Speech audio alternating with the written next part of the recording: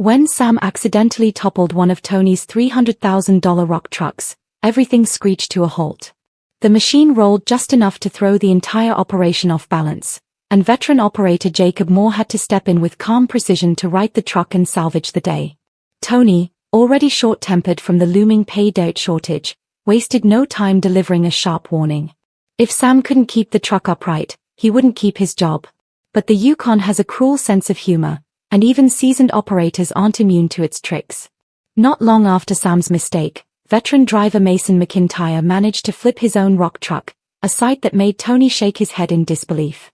A 480 excavator lumbered in to flip it back over. The machine was groaning as if acknowledging just how expensive these rookie lessons were becoming. Despite the chaos, the early bird cut finally offered a glimmer of hope. Tony panned the dirt with his experienced hands. The familiar swirl of water and sediment spinning beneath his fingers until bright flakes of gold appeared. He gathered the crew for their weekly weigh-in. And although the total 142.14 ounces was worth nearly $500,000, it still fell below what Tony expected. The work was solid, but the production wasn't rising quickly enough. If the rookies didn't toughen up fast, his early lead over Parker might not last long. Yet, even Tony's frustrations paled in comparison to the storm brewing around Rick Ness.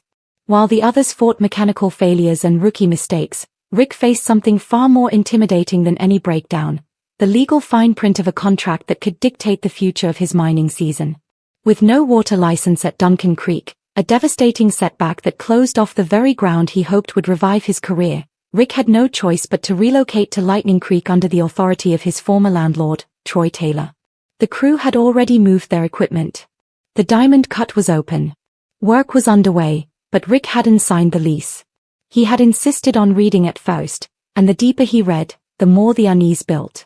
The contract was suffocating, granting Troy the power to terminate operations with only a few days' notice if Rick failed to pay $20,000 each month. Worse yet, Rick had to submit his entire mining plan for approval.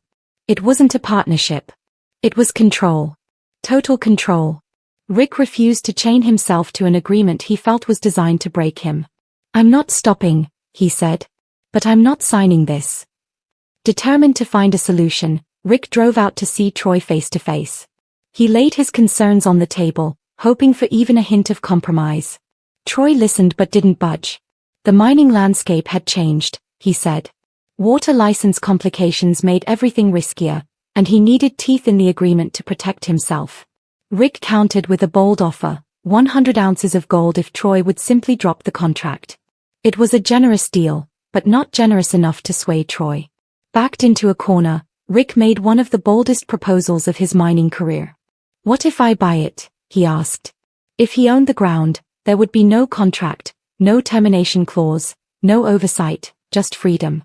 Troy didn't dismiss the idea. He named his price, another 200 ounces. Rick pushed again. What about 100 ounces? What if he could pay it within a month? If he did, the land would be his free and clear. All 1,600 acres of it. Troy thought it over, then nodded. He agreed. In a single conversation, Rick had reshaped the entire trajectory of his season. Instead of leasing ground under suffocating terms, he now stood on the brink of owning it outright. But the cost was staggering, over $700,000 in gold. And the timeline was ruthless. Failure to hit that 100-ounce requirement within 1 month would plunge him deeper into uncertainty than ever before. As Episode 3 came to a close, the tension across the Yukon felt sharper than ever. Parker had momentum but faced an impossibly large goal. Tony held a lead but struggled with rookie mistakes threatening his production. And Rick, in a moment of raw courage or reckless desperation, had gambled his future on land he now had no choice but to mine aggressively. In the unforgiving world of the gold rush, bold calls define careers and end them. Whether Rick's decision becomes a breakthrough or a disaster is a question only the weeks ahead can answer. It's all you need.